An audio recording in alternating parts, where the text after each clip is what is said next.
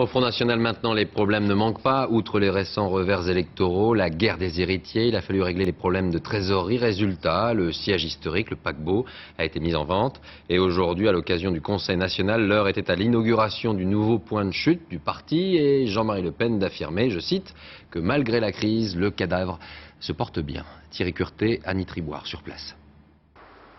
De l'extérieur, un immeuble de bureau discret à Nanterre, en banlieue parisienne.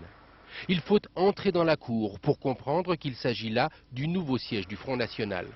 2 fois plus petit, 2 fois moins de personnel. Depuis sa déroute aux dernières élections législatives, le FN est contraint de réduire la voilure. Jean-Marie Le Pen ne cache pas que la chute des cours de l'immobilier paralyse la vente de l'ancien siège et ajoute aux difficultés. Écoutez, on est là, hein, on vit. On paye notre loyer, on paye notre personnel.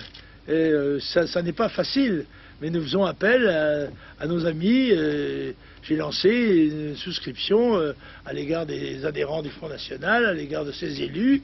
Le FN tenait son premier conseil national dans ses locaux. Il est secoué par une violente guerre interne pour la désignation des têtes de liste pour les futures élections européennes.